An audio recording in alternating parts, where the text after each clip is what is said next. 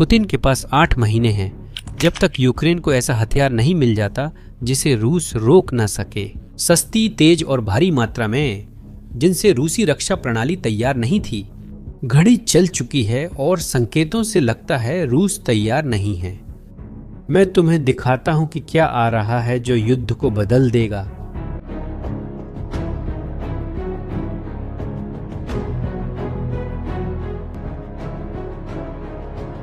इस साल जनवरी में संयुक्त राज्य अमेरिका ने कुछ ऐसा किया जो आमतौर पर एक दशक से भी ज्यादा समय लेता।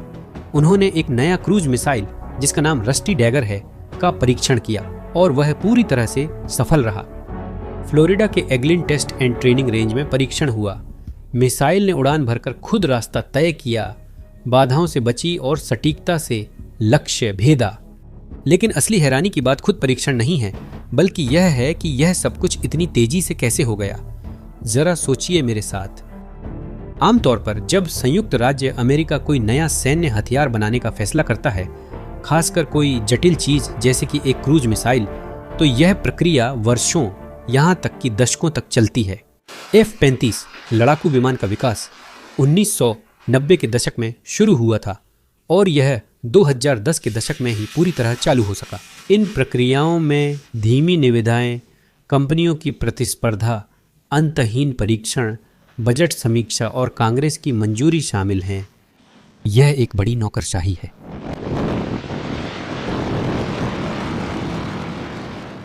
लेकिन यह रस्टी डैगर अनुबंध पर हस्ताक्षर से लेकर लाइव टेस्ट तक 16 महीने से भी कम। अमेरिकी सैन्य में ऐसा आमतौर पर नहीं होता। पहले ऐसा नहीं होता था तो क्या बदला? इस कार्यक्रम का नाम ERIM है, यानी लंबी दूरी की हमला गोला बारूद। और इसकी सोच अब तक अमेरिका ने जो भी किया है उससे बिल्कुल अलग है। परफेक्ट मिसाइल बनाने की कोशिश करने के बजाय जो तकनीकी रूप से सबसे एडवांस हो और फ्यूचरिस्टिक फीचर्स से भरी हो, उन्होंने कुछ और आसान करने का फैसला किया। एक ऐसा मिसाइल जो काफ़ी अच्छा हो, जिसे जल्दी और सस्ते में बनाया जा सके। इस सोच में बड़ी ताकत है। बेहतर है कि आपके पास 1000 मिसाइलें हों जो काम कर दें, बजाय 100 परफेक्ट मिसाइलों के जो बहुत महंगी हों और जिन्हें बदलने में सालों लग जाएं। क्योंकि आखिरकार एक आधुनिक युद्ध में संख्या की अपनी एक अहमियत होती है। यहीं से कहानी का सबसे दिलचस्प हिस्सा शुरू होता है। कीमत हर रस्टी डैगर को बनाने में $2,46,000 लगते हैं। अब आपको अंदाजा हो कि इसका मतलब क्या है। एक टोमहॉक, जो कि दशकों से इस्तेमाल हो रहा अमेरिकी मानक क्रूज मिसाइल है, उसकी कीमत $2 मिलियन है, यानी 8 गुना से भी ज्यादा महंगी। तो एक अकेले टोमहॉक की कीमत में आप 8 रस्टी डैगर बना सकते हैं, एक की जगह 8 मिसाइलें। ये काफी बड़ा फर्क है ना? लेकिन रुकिए, कहानी और दिलचस्प हो जाती है जब हम समीकरण का दूसरा पहलू देखते हैं।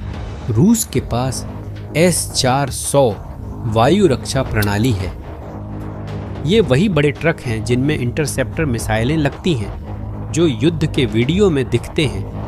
हर इंटरसेप्टर जो वे मिसाइल गिराने को दागते हैं करीब $2 मिलियन का होता है। तो चलिए थोड़ा गणित करें। यूक्रेन एक रस्टी डैगर मिसाइल दागता है जिसकी कीमत $2,46,000 है। रूस को उसे गिराने के लिए इंटरसेप्टर पर $2 मिलियन खर्च करने पड़ते हैं। भले ही वे उसे सफलतापूर्वक इंटरसेप्ट कर लें, उन्होंने यह आर्थिक लड़ाई बुरी तरह से हार दी। यूक्रेन की एक ही धमकी को निष्क्रिय करने के लिए उन्हें लगभग 10 गुना ज्यादा खर्च करना पड़ा।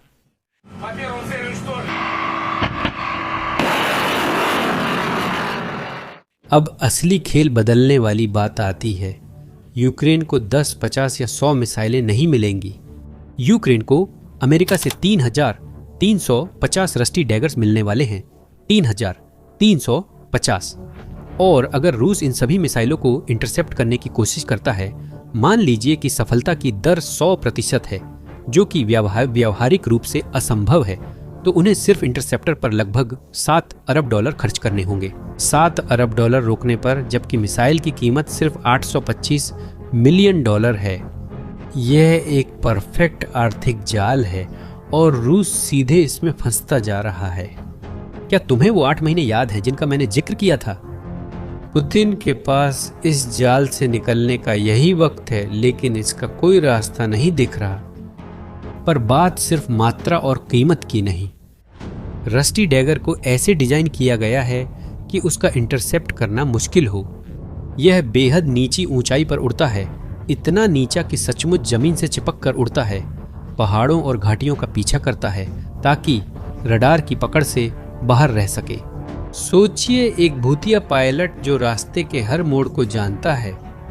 यही तरीका है जिससे यह मिसाइल काम करती है, और यही चाल है जिसका रूसियों के पास जवाब नहीं है।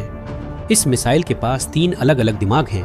एक जीपीएस, दूसरा आंतरिक सेंसर और तीसरा कैमरों का इस्तेमाल करता है, जिसमें सेंसर बाहरी सिग्नल पर निर्भर नहीं करता, ताकि वह जमीन का मिलान अपने मेमोरी में रिकॉर्ड नक्शों से कर सके। एक ब्लॉक हो जाए, बाकी 2 चलते रहेंगे। इलेक्ट्रॉनिक वॉरफेयर से जीपीएस ब्लॉक कर दो, तब भी यह आंतरिक सेंसर और कैमरों से उड़ता रहेगा। यह पूरी तरह स्वायत्त है। इसकी रेंज 400 किलोमीटर है। इसका मतलब है कि यूक्रेन की सीमा से यह रूस के कब्जे वाले इलाकों में मौजूद ज्यादातर सैन्य लॉजिस्टिक्स को निशाना बना सकता है। गोला बारूद के डिपो, कमांड पोस्ट, पुल, रेलवे जो फ्रंट लाइन तक सप्लाई लाते हैं, तेल रिफाइनरी, हवाई अड्डे, ये सब इसकी पहुंच में हैं। वारहेड यानी मिसाइल का विस्फोटक हिस्सा 227 किलो वजनी है और ठोस लक्ष्यों को नष्ट करने के लिए पर्याप्त है। और कुछ रिपोर्ट्स के मुताबिक इस वारहेड में पैठ बनाने की क्षमता भी हो सकती है, यानी यह सिर्फ टारगेट से टकराने पर नहीं फटती, यह पहले अंदर घुसती है, मजबूत संरचनाओं के भीतर जाती है और फिर विस्फोट करती है।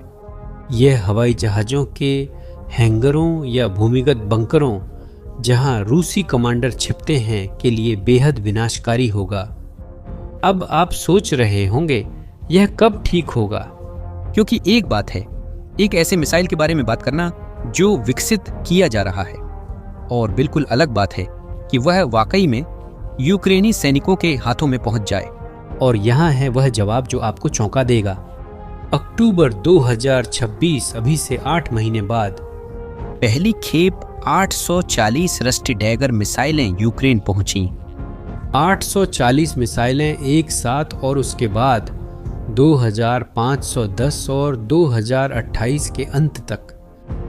योजना है कि असेंबली लाइनें पूरी क्षमता पर आते ही हर साल 1000 मिसाइलें बनेंगी। सोचिए, इसका क्या मतलब है?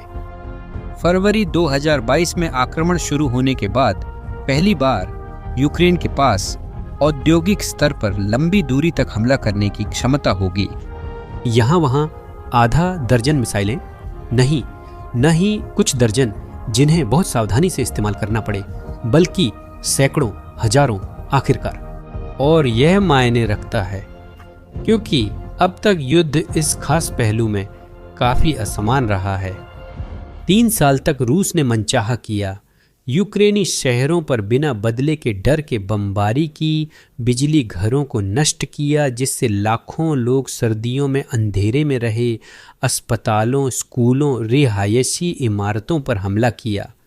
यह सब रूस के क्षेत्र से मिसाइलें दागकर किया गया जहां यूक्रेन नहीं पहुंच सकता था। 3 साल में रूस ने यूक्रेन पर 1000 से ज्यादा मिसाइलें और ड्रोन दागे हैं। 10,000 परिवार आधी रात सायरन से जागते हैं, बच्चे भूमिगत शरण में सोते हैं, शहरें सर्दियों में बिना बिजली रहती हैं।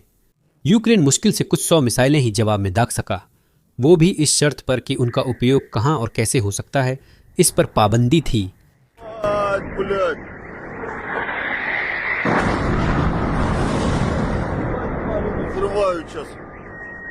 लेकिन अब ये संतुलन खत्म हो गया है। यूक्रेन अब रूसी इलाकों में पीछे की ओर समन्वित और बड़े पैमाने पर हमले कर सकेगा।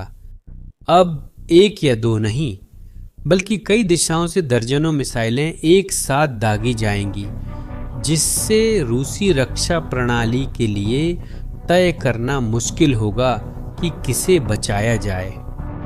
वो आर्थिक गणित याद है?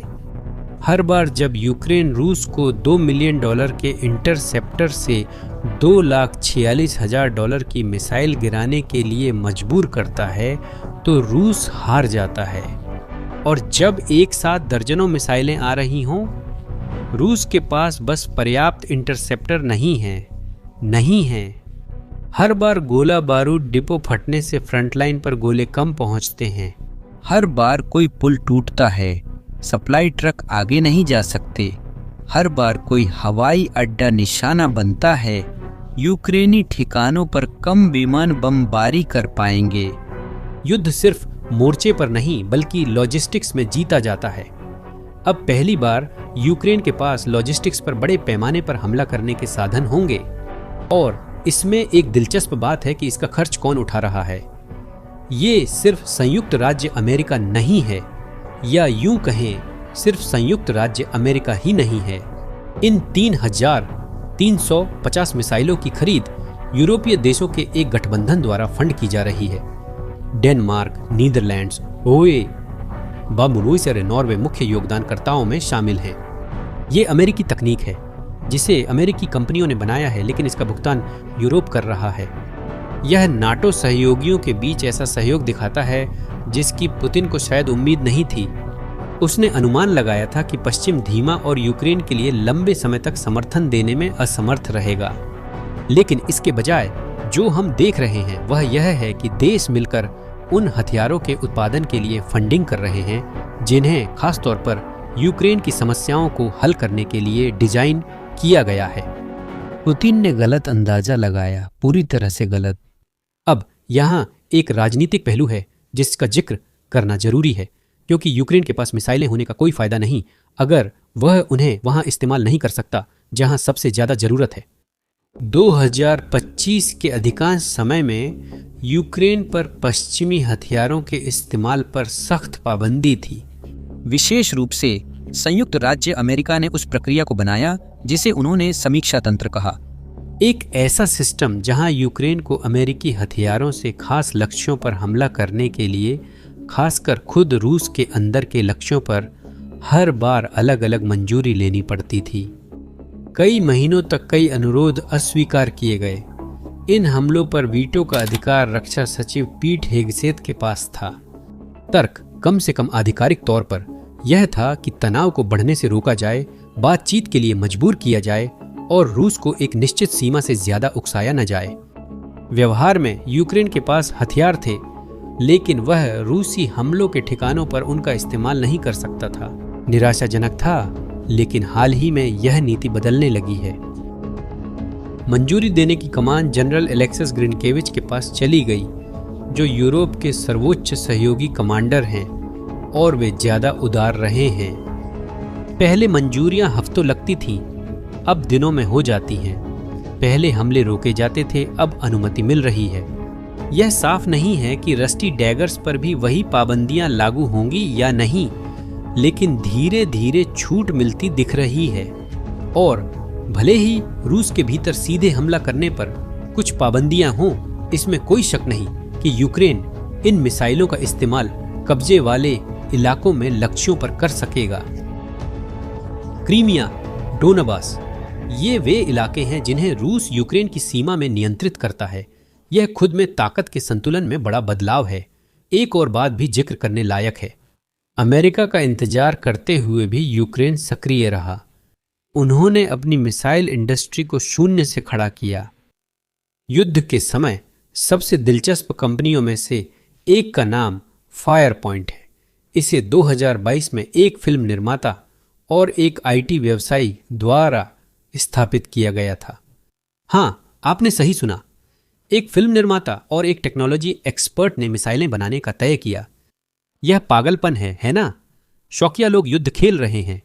जनवरी में उनके बनाए फ्लेमिंगो मिसाइलों ने रूस के गुप्त मिसाइल परीक्षण ठिकाने कपुस्तिन यार को निशाना बनाया। वह जगह जहां वे अपने बैलिस्टिक और ओरेशनिक हाइपरसोनिक मिसाइलों का परीक्षण करते हैं। यूक्रेन ने हजारों किलोमीटर दूर सैन्य ठिकाने पर हमला कर रूसी वायु रक्षा की सभी परतों को पार किया।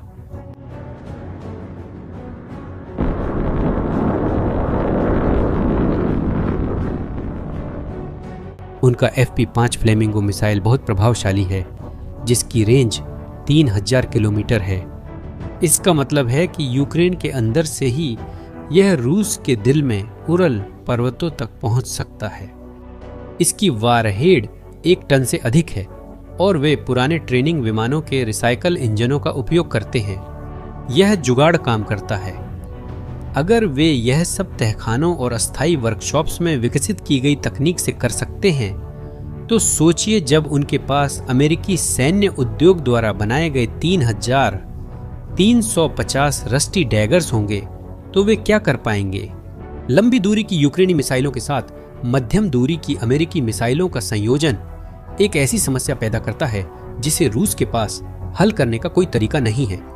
पुतिन का एक प्लान था, यूक्रेन पर बमबारी करके उसे झुका देना, उसकी आधारभूत संरचना नष्ट करना और मनोबल तोड़ देना। वह अपने रूसी क्षेत्र को सुरक्षित शरणस्थली बनाए रखे हुए था। यह योजना 3 साल आंशिक रूप से चली। यूक्रेन ने बहुत कष्ट झेला, शहर तबाह हो गए, करोड़ों लोग सर्दियों में बिना बिजली हीटिंग रहे, फिर भी हार नहीं मानी। अब अक्टूबर से रूसी शरणस्थली समाप्त हो गई है। हर सैन्य अड्डा, हर ईंधन भंडार, हर गोला बारूद फैक्ट्री, हर पुल, हर रेलवे, ये सब संभावित लक्ष्य बन गए हैं। अक्टूबर 2026 से यूक्रेन वही कर सकेगा जो रूस ने 3 साल तक उसके साथ किया। अब रूस खुद अपने जहर का स्वाद चखने को तैयार नहीं। आपका क्या ख्याल है? क्या ये 3350 मिसाइलें समय पर पहुंचेंगी ताकि फर्क पड़े?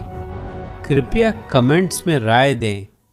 अगर इस वीडियो ने आपको समझने में मदद की है कि क्या हो रहा है, तो इसे उन लोगों के साथ साझा करें जिन्हें यह जानना जरूरी है, और चैनल को सब्सक्राइब करें ताकि आप आगे की वीडियो न मिस करें। अगली बार मिलते हैं।